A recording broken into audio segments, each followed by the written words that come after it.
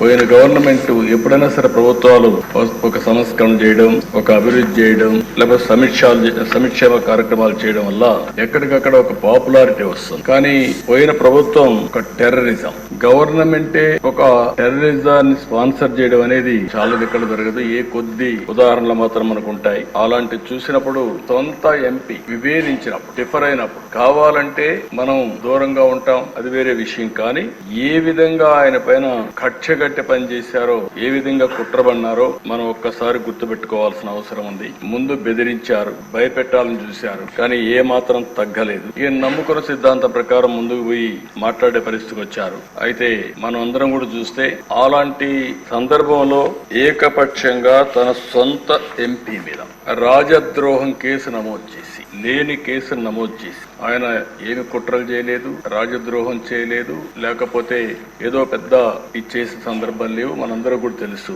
రాజద్రోహం case నమోదు చేసి 2021 మే 14వ తేదీ ఆయన పుట్టినరోజు. ఆ పుట్టినరోజు ఆయన అరెస్ట్ చేసి పైశాచిక ఆనందం పొందాలనే ఉద్దేశంతో ఆయన అరెస్ట్ చేశారు. ఆ రోజు మీరు చూస్తే ఒక ఎంపీ పోలీస్ కస్టడీలో టార్చర్ చేయడం దేశంలోనే ఒక పెద్ద సంచలనమైంది. సిఐడి సీనియర్ అధికారులు, ఐపీఎస్ అధికారులు పోలీస్ కస్టడీలో ఒక ఎంపీని ఇలా హింసించిన సంఘటన భారతదేశ చరిత్రలో, నేను కూడా రాజకీయాల్లో 40 సంవత్సరాల నుంచి ఉన్నా, చాలా సంఘటనలు చూశాను. ఇదే మొదటి సంఘటన, ఇదే ఆఖరి సంఘటన నా అభిప్రాయం.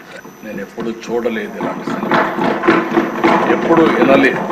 ఆ రోజు మీరు చూస్తే 2021 మే 14వ తేదీన రఘురామరాజు గారి పైన సమోటోగా కేసు పెట్టారు. ప్రభుత్వాన్ని కూలదోయడంలో భాగంగా కుట్ర చేశారని రాజద్రోహం కేసు పెట్టి TV5 ABN తో కలిసి కుట్ర చేశారని ఆరోపించారు. 9 గంటలకు కంప్లైంట్ పెట్టారు, 10 గంటలకు FIR నమోదు చేశారు. మధ్యాహ్నం 2 గంటలకు హైదరాబాద్ లో ఇంట్లో ఉంటూ వచ్చి అరెస్ట్ చేశారు. అంటే మీరు గుర్తుపెట్టుకోవాల్సింది, 9 గంటలకు కంప్లైంట్ ఇస్తారు, 10 గంటలకు FIR రిజిస్టర్ చేస్తారు. ఆంధ్ర పోలీసులు హైదరాబాద్ కు వచ్చి 2 గంటలకు అరెస్ట్ చేసి అక్కడి నుంచి తీసుకొస్తారు. ఆ రోజు శుక్రవారం నేరుగా, మళ్ళా దీనికి శుక్రవారానికి కూడా ఒక సిగ్నిఫికెన్స్ ఉంది. శుక్రవారం అయితే ప్రొక్లేన్ వచ్చి ఎక్కడికక్కడ కూల్చివేతలు చేస్తారు. శుక్రవారం గాని అరెస్ట్ చేస్తే కోర్టు ఉండదు కాబట్టి జైల్లో పెట్టొచ్చని ప్రయత్నం చేస్తూ కరెక్ట్ గా అదే శుక్రవారం ఎంపిక చేసుకుని ఇక్కడికి తీసుకొచ్చారు.